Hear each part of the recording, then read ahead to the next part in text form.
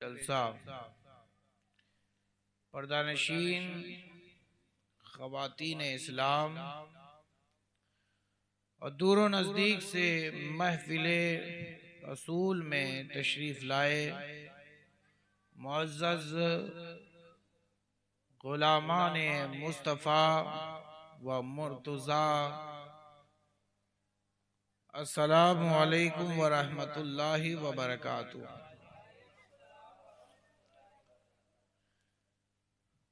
अजीज दोस्तों, नौजवान साथियों और प्यारे बच्चों, हम बड़े खुश नसीब हैं कि अल्लाह तबारक व ताला ने हमारे लिए पसंद किया। गोया अल्लाह रब्बुल इज्जत ने हमें अपनी बारगाह में महबूब बनाना चाहा, तो अल्लाह ने हमें गाफिल न रखा, बल्कि अपने और अपने महबूब के जिक्र के लिए पसंद फरमा लिया।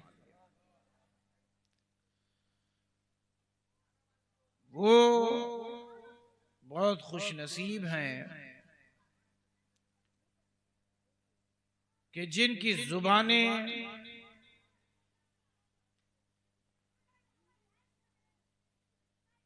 हलावत कुरानी और महबूब की शीरी बयानी से तर रहती हैं। वो आंखें बहुत ही खुदा को पसंद हैं, जो आंखें उसकी याद में तर रहती हैं। अल्लाह को वो बंदा निहायत ही पसंद है जो बंदा अपने कल्ब व जिगर से, अपने पूरे बदन से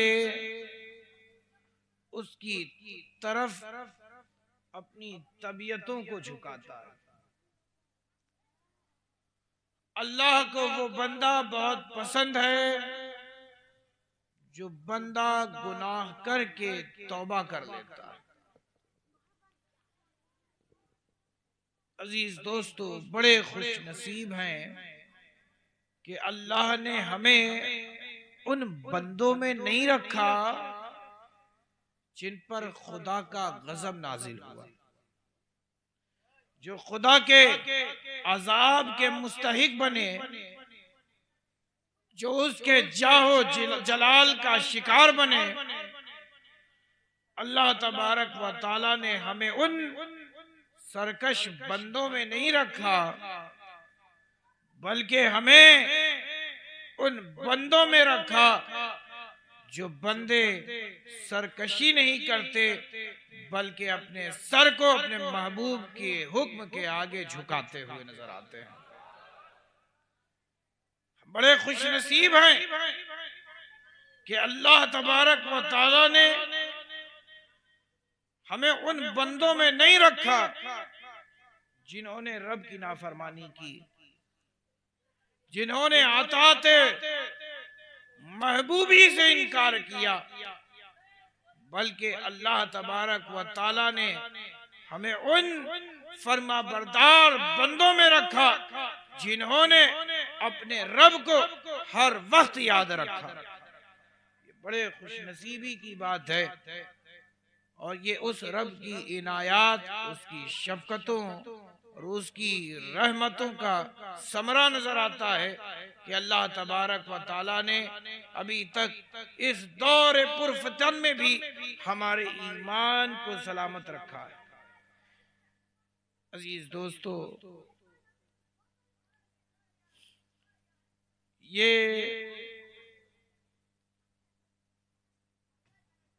बंदों को यानी हमें हर हाल में याद रखना चाहिए कि हमें कोई तो है जिसने जिंदगी दी है और कोई है जो हमें मौत देगा। जिसकी बदौलत हमें जिंदगी मिली वो हमारी जिंदगी का आगाज, और जिसके बदौलत हमें मौत होगी वो हमारी जिंदगी का इख्तिताम। ना शुरुआत बंदों की मर्जी से होती है और ना मौत बंदों की मर्जी से आती है। जिंदगी और मौत का मुकम्मल इख्तियार उस पाक परवरदिगार को। अजीज दोस्तों, जब हमारा आगाज हमारी मर्जी से ना हुआ, हमारा इख्तिताम यानी हमारा खातिमा हमारी मर्जी पे नहीं होना है, तो बीच में जो जिंदगी है इस जिंदगी को देखो कि ये रब की मर्जी के मुताबिक है या तुम्हारी तबीयत के मुताबिक है।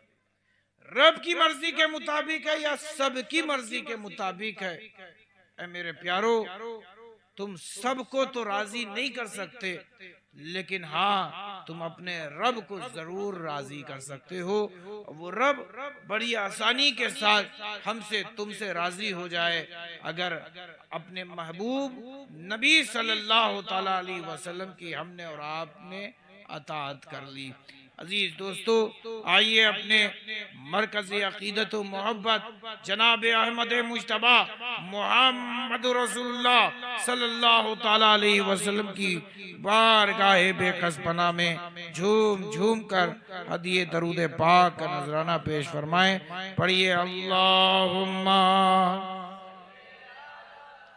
सय्यदना मौलाना मुहम्मद व अला आले सय्यदिना मौलाना मुहम्मद सल्लल्लाहु अलैहि वसल्लम।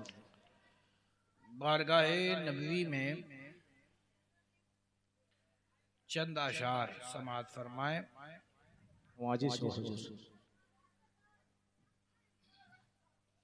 और वो बारगाहे नबवी है जहां से इरशाद आता है अल्लाहु यूती वाना कासिम। सुभान अल्लाह, सुभान अल्लाह। अल्लाहु यूती वाना कासिम, अल्लाह मुझे देता है और मैं उस रब से ले लेकर अपने रब के बंदों को देता हूं। सुभान अल्लाह, सुभान अल्लाह। मैं बांटने वाला, वो रब मुझे देने वाला। अजीज दोस्तों, तो मालूम ये चला कि कायनात में जिसको जो कुछ भी मिला है वो दर हकीकत मेरे महबूब नबी के दर से मिला है। बेशक, सुभान अल्लाह, सुभान अल्लाह। तो इसी मजमून को इन अशार में समात फरमाएं। इरशाद होता है, बिन मांगे मिला करता है दरबार नबी में। सुभान अल्लाह, सुभान अल्लाह। दरबार नबी में बिन मांगे मिला करता है दरबार नबी में। दरबार नबी में बिन मांगे मिला करता है दरबार नबी में। दरबार नबी में बिन मांगे मिला करता है दरबार नबी में। दरबार नबी में सुल्तान भी बिक जाते हैं दरबार नबी। सुभान अल्लाह, सुभान अल्लाह, सुभान अल्लाह। दरबार नबी में। और वो जगह के जिस जगह को मेरे महबूब नबी से निस्बत हुई उसे मामूली खाक ना समझो। वो जगह अर्श आजम से भी अफजल है। वो जगह अर्श आजम से भी अफजल है। अब जो किस्मत, जो नसीब आपका अपना अपना जो दरे महबूब पे ले जाए, तो आशिक को करना क्या चाहिए? समाअत फरमाए, जो खाक मदीने की हो पलकों पे बसा ले, सुभान अल्लाह, सुभान अल्लाह। पलकों पे बसा ले, जो खाक मदीने की हो पलकों पे बसा ले, पलकों पे बसा ले, जन्नत भी नजर आती है उस गारे नबी में। सुभान अल्लाह। नारे तकबीर, नारे रिसालत, नारे हैदरी, फैजाने आले रसूल। सुभान अल्लाह, सुभान अल्लाह। जन्नत भी नजर आती है उस गारे नबी में, उस गारे नबी में बिन मांगे मिला करता है दरबार नबी में, दरबार नबी में सुल्तान भी बिक जाते हैं दरबार नबी में, सुभान अल्लाह। दरबार नबी में जो उनकी शफाअत का सहारा न पकड़ पा, जो उनकी शफाअत का सहारा न ले पा, कुछ भी नहीं रहता है फिर कार नबी में। सुभान अल्लाह, सुभान अल्लाह। फिर कार नबी में। और ये चेहरे वद्दुहा मैं तफसीर बयान कर रहा हूँ। समाअत फरमाए, इरशाद हो नवाजिश हो। अल्लाह की रहमत की जमानत है वो चेहरा, क्या कहना है? सुभान है अल्लाह। वो चेहरा, अल्लाह की रहमत की जमानत है वो चेहरा, जलवा जो छुपा बैठा है इज़हार नबी। सुभान अल्लाह, सुभान अल्लाह, सुभान अल्लाह। इज़हार नबी में, इज़हार नबी में। और सुनिए, ये पूरा कलाम खुदा यानी कुरान, और अर्श आजम में एक लौह है जहां पर बंदों के आमाल, आमाल सालेहा, आमाल बद, पूरी तकदीर बंदों की तहरीर है। कौन बंदा ईमान लाएगा, कौन, सब कुछ अल्लाह तबारक व ताला ने अपने इल्म से लोहे महफूज पे दर्ज फरमा दिया। समाअत फरमाए कि मेरा नबी है कैसा। समाअत फरमाए, कुरान का हर हर्फ हो या लोहे मुक़द्दस, या लोहे मुक़द्दस, मिलता है सरापा हमें किरदार नबी, किरदार नबी में। सुभान अल्लाह, सुभान अल्लाह, सुभान अल्लाह। किरदार नबी में। और मख्ता समाअत करें जिसमें तखल्लुस अश्क है मेरा। समाअत फरमाए, अश्क उन्हीं के इश्क में हर पल है गिरफ्तार, हर पल है गिरफ्तार, अश्क उन्हीं के इश्क में हर पल है गिरफ्तार। मिदहत है मेरी जिंदगी प्यारे नबी में, सुभान अल्लाह, सुभान अल्लाह, सुभान अल्लाह। प्यारे नबी में बिन मांगे मिला करता है, दरबार नबी में, दरबार नबी में सुल्तान भी बिक जाते हैं, दरबार नबी में, दरबार नबी में। अल्लाहुम्मा सल्ली अला सय्यदना व शफीअना व मौलाना मुहम्मद व अला आलि मुहम्मद कमा तुहिब्बु व तर्दा बिअन तुसल्ली अलैहि सलातु व सलामुन अलैका या रसूल अल्लाह सल्लल्लाहु तआला अलैहि वसल्लम। अजीज दोस्तों,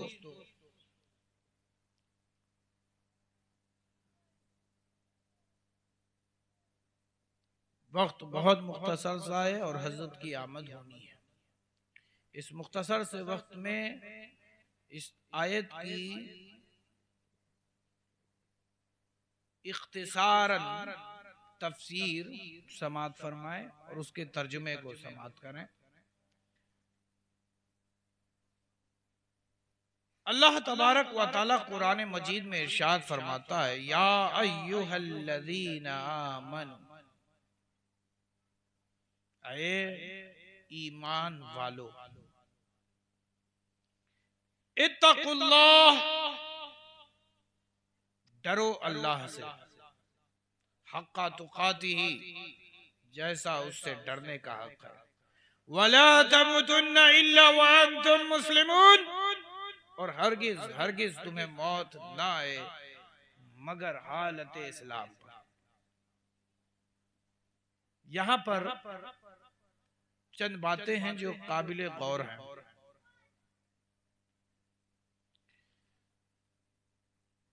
एक एतराज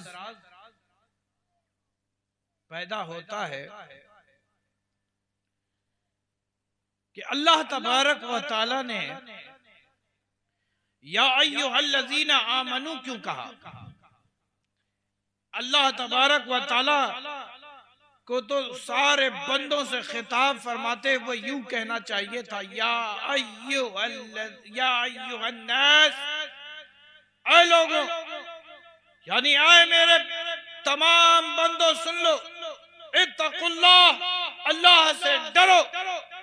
तो बात ज्यादा समझ में आती कि सारे बंदों को चाहिए कि अल्लाह से डरे, लेकिन अल्लाह तबारक व तआला अहले ईमान को क्यों डरा? मैं ये जान लेना चाहता हूं, आप में से, हम में से कौन कौन साहिब ईमान है? हाथ उठा के बताए कि हम मोमिन हैं। कितने मोमिन हैं? आप नरे मोमिन आछे के आछे ना आछी? माशाअल्लाह, इंशाअल्लाह ओल्पो ओल्पो बांग्ला हम भी बोलेंगे। हाँ,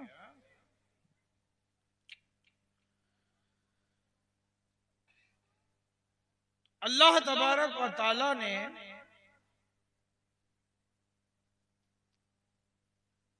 सारे बंदों से नहीं कहा क्या मेरे सारे बंदों अल्लाह से डरो, और डरो भी तो ऐसा डरो जैसा उससे डरने का हक है। ये अल्लाह तबारक व तआला हुक्म दे रहा है कि डरो तो अल्लाह से डरो। गोया अल्लाह तबारक व तआला ये मिजाज दे रहा है कि ऐ मेरे बंदो, डरना है तो सिर्फ मुझी से डरो, मुझे छोड़कर किसी से ना डरो। नारे तकबीर। इस आयत की मुख्तसर तफसीर समात कर लें, फिर हजरत का ये खिताब होना है।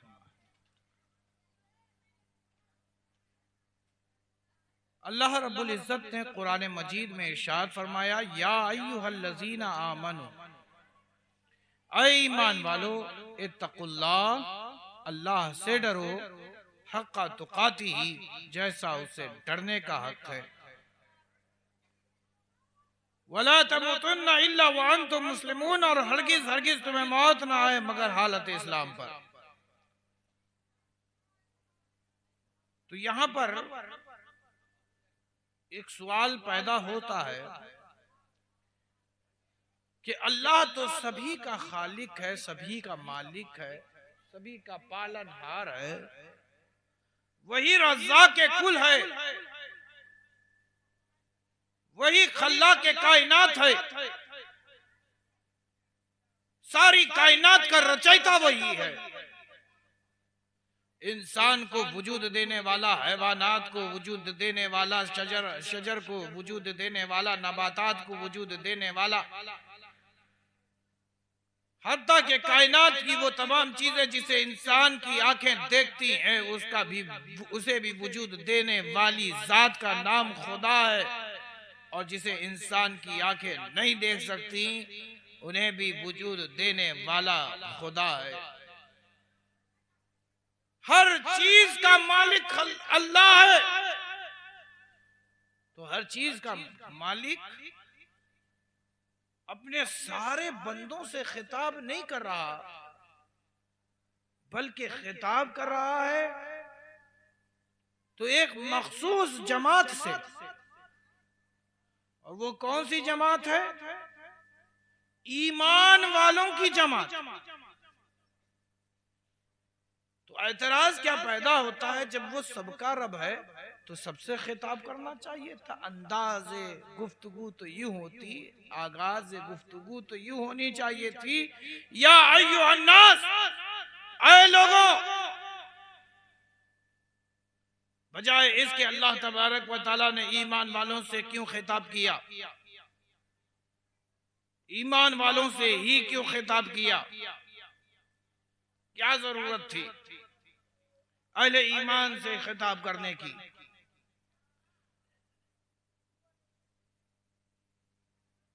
अरे आगे की आयत हमें हुक्म इलाह बता रही है कि अल्लाह से डरो, अल्लाह से डरो, अल्लाह से डरो, हक्का तुकातिही, जैसा उससे डरने का हक है। गोया पाक परवरदिगार हमसे ये कह रहा है कि खुदा के अलावा किसी से ना डरो, खुदा के अलावा किसी से ना डरो। अजीज दोस्तों, अल्लाह डराना तो उन्हें चाहिए था जो तुझ पर ईमान नहीं रखते। उन्हें क्यों डरा रहा है जो तुझ पर पहले ही से ईमान रखते हैं? ये रहा एक सवाल। अब इस सवाल को समझने के लिए इस चीज को समझ लें। उसूल है, ज़ाब्ता-ए हयात है, और इंसानी फितरत के ऐन मुआफिक है। इंसान किसी काम का हुक्म किसी को करने के लिए उस शख्स का इंतखाब करता है जिसे इंसान भली भांति जानता है कि ये मेरे हुक्म का इनकार नहीं करेगा। मैं जो चीज कहूंगा ये मेरे हुक्म के ताबे होगा। मिसाल तो मिसाल, मैं अगर यहां भरे मजमे में किसी शख्स की तरफ इशारा कर दूं और कहूं, कोई है अल्लाह का बंदा जो मुझे एक गिलास पानी पिला दे, तो बताइए आप में से लोग खड़े होंगे कि नहीं कि हजरत हम एक गिलास पानी आपको पिलाएंगे? अरे बोलो ना भाई। लेकिन मुझे मालूम है कि सामने वाला यजीदी तबका फिक्र का है, यजीदी तबका फिक्र का है। और यजीदी माजी में दिखा चुका है कि वो कितना जालिम हो सकता है। तपती हुई रेत पर इंसान को प्यासा तड़पा सकता है, एक घूंट पानी के लिए बंदे को रुला सकता है। अजीज दोस्तों, तो अगर उस जालिम फितरत शख्स से कहा जाए कि एक गिलास पानी पिला दो, क्या जरूरी है कि वो पिला दे? अरे जोर से बोलो ना भाई, क्या जरूरी है कि वो पिला दे? अरे जोर से बोलो ना भाई। कोई बड़ा जालिम है, आपसे बड़ी दुश्मनी रखता है, तो आपसे इतनी दुश्मनी की इंतहा देखिए कि आप प्यासे हो, तड़प रहे हो, पानी पानी, अतश अतश कह रहे हो, प्यास प्यास कह रहे हो,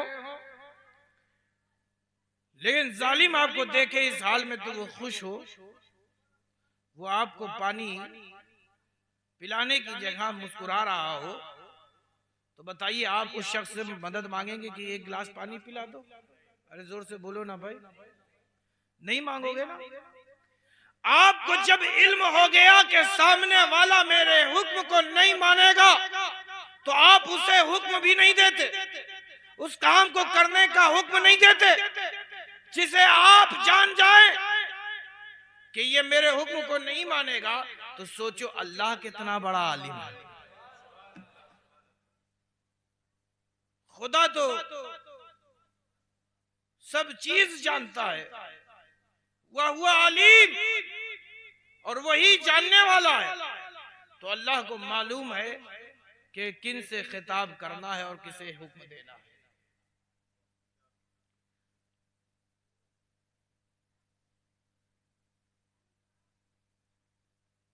ईमान वालों का इंतखाब किया गया।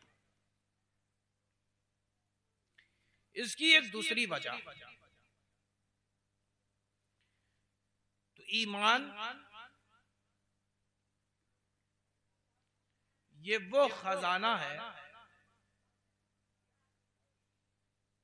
जो बड़े बड़े सलातीन के दरबार में भी नहीं, फिरौन जैसे हाकिमों जाबिर के पास भी नहीं,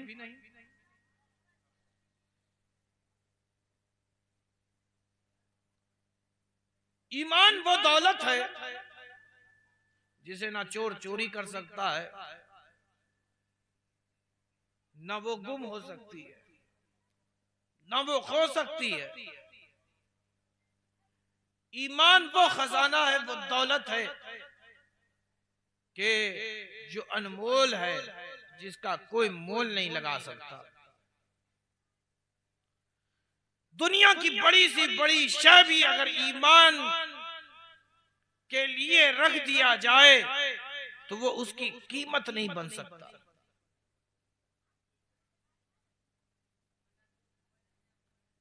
वो उसकी कीमत और उसका बदला नहीं बन सकता। ईमान वो अजीम दौलत है। आप मुझे ये बताएं, मिट्टी का ढेला कीमती होता है या चमकता हुआ हीरा? अरे जोर से बोलो ना चंदीपुर वालों। मिट्टी का ढेला आपको ज्यादा कीमती मालूम होता है या चमकता हुआ हीरा? तो ईमान वो चमकता हुआ हीरा। अजीज दोस्तों, मैं बहुत लंबी नहीं, बस मुख्तसर में आपको समझा दूं। एक रास्ते से आप जा रहे थे, देखा क्या कि उस सड़क के किनारे एक मिट्टी का ढेला पड़ा हुआ है, तो बताइए आप उसे उठाओगे? जोर से बोलो ना। लेकिन अगर सड़क के किनारे चमकता हुआ हीरा दिख जाए तब? अरे जोर से बोलो ना भाई। उठाओगे या आगे बढ़ जाओगे? देखकर उठा लोगे ना। तो जमाने की निगाह हमेशा से अहले ईमान पर रही है। अब मैं हीरे की हैसियत देखूं कि आखिर ये हीरा बना कैसे। साइंस ने तरक्की की तो एक जवाब आया कि प्रेशर को बहुत ही बर्दाश्त किया तो एक उसके अंदर इस प्रेशर को बर्दाश्त करने की वजह से इतनी सख्त धातु ये बन गया कि अब ये तोड़े नहीं टूटता, काटे नहीं कटता है, बल्कि इसके अंदर एक चमक पैदा हो जाती है अगर इसे काटा जाए, तराशा जाए। इसे जितना काटा जाए, जितना तराशा जाए, उतना ही निखरता चला जाता है, उतना ही चमकता और दमकता चला जाता है। हीरा वजूद में आया कैसे? वो मिट्टी का ढेला था, जमीन का ऊपर से प्रेशर, नीचे से प्रेशर, बगल से प्रेशर, दाएं से प्रेशर, चारों तरफ से प्रेशर जब उस पत्थर को पड़ा तो वो सख्त हो गया, टूटा नहीं, बिखरा नहीं, बल्कि अपनी जगह पे जमा रहा। तमाम जमीनी प्रेशर को वो बर्दाश्त करता रहा।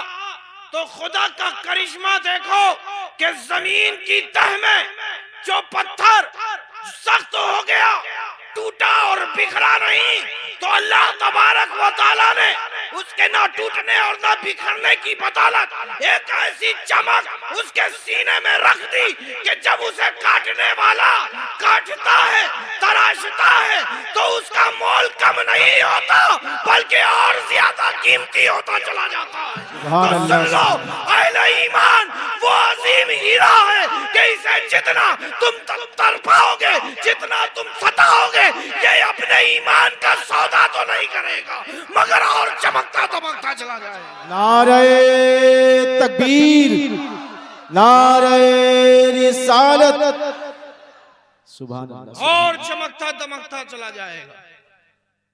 अजीज दोस्तों, और जमाने का दस्तूर है,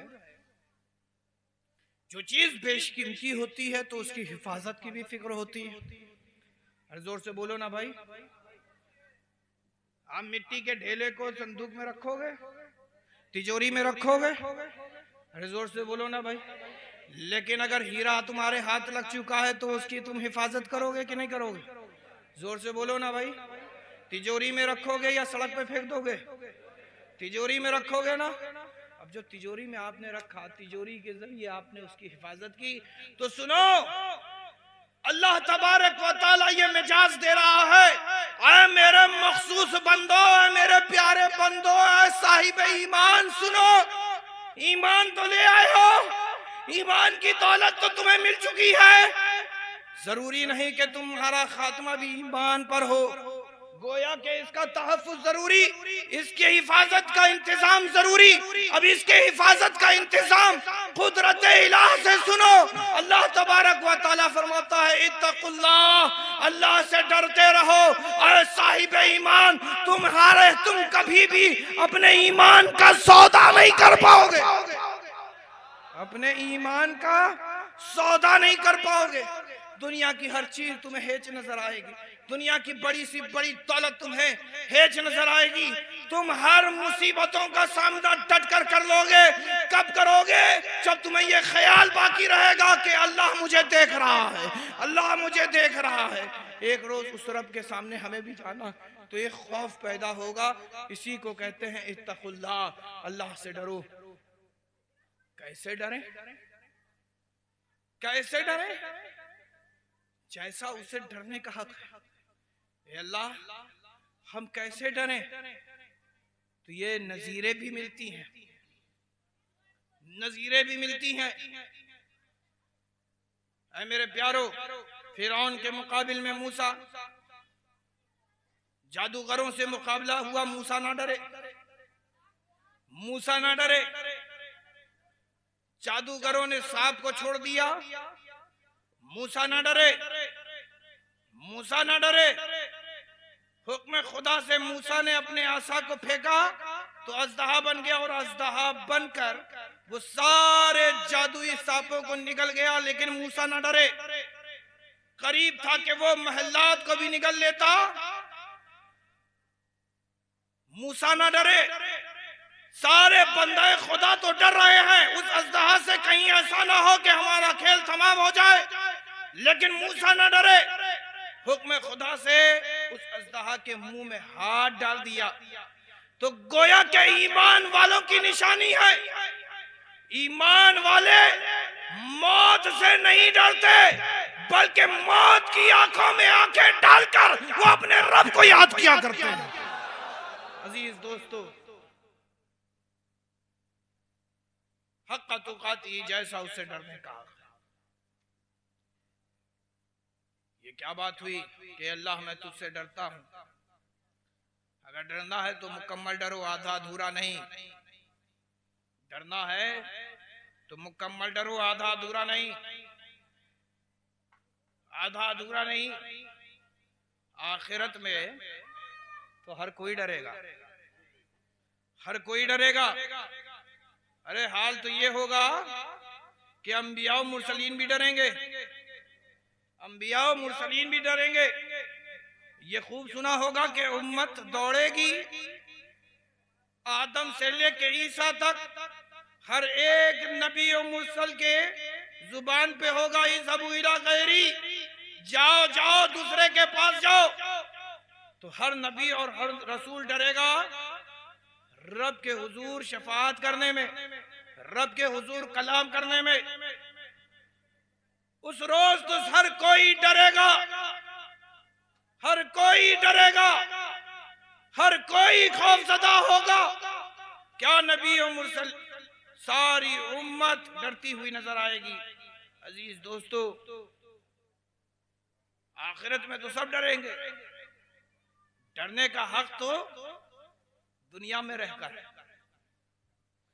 दुनिया में रहकर तुम रब को ना भूलो, अपनी आखिरत को याद करो, अपने अंजाम को याद करो। दुनिया में रहकर तुम दुनियादार ना बनो, बल्कि अपने महबूब नबी के वफादार बन जाओ। अजीज दोस्तों,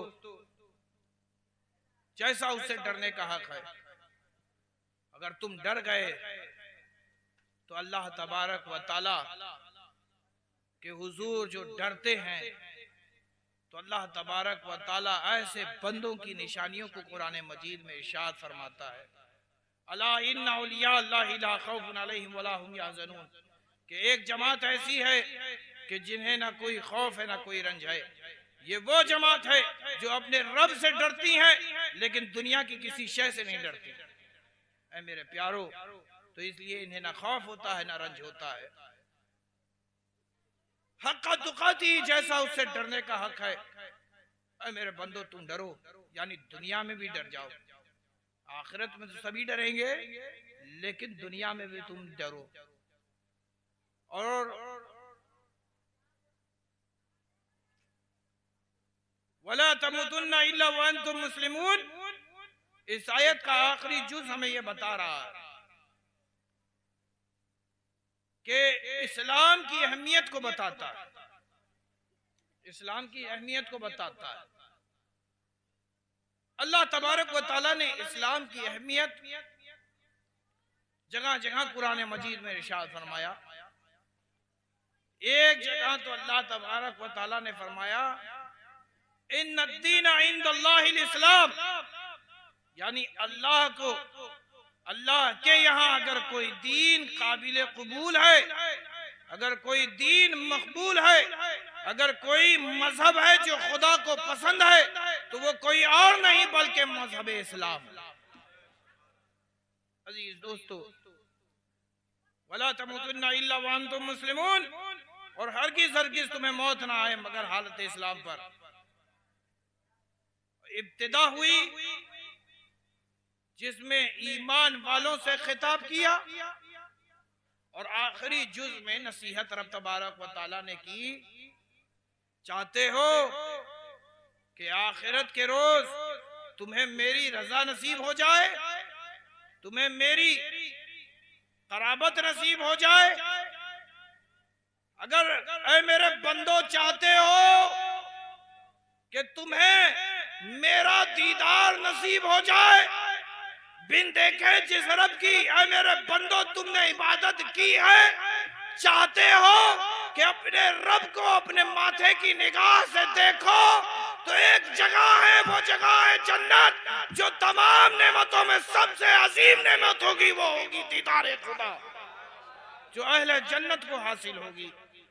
अगर चाहते हो कि तुम जन्नत में दाखिल हो तो इस्लाम का दामन ना छोड़ना, इस्लाम का दामन ना छोड़ना। इस्लाम में है क्या? इस्लाम में मुरव्वत है, इस्लाम में रहमत है, इस्लाम में शफकत है, इस्लाम में अदब है, इस्लाम में पाकी है, इस्लाम में तुम्हें मुहज्जब बनाने के लिए आता है, इस्लाम तुम्हें मौत से डराने के लिए नहीं बल्कि तुम्हें अपने रब से मिलाने के लिए आता है। अजीज दोस्तों, ये इस्लाम तुम्हें अखलाकी तालीम देगा, तुम्हें सियासी तालीम देगा। सियासत करनी है तो ऐसी सियासत करो। अजीज दोस्तों, बस इसी के साथ मैं आपके दरमियान से रुखसत होता हूँ। वाखिरु दावाना अनिल हम्दुलिल्लाहि रब्बिल आलमीन।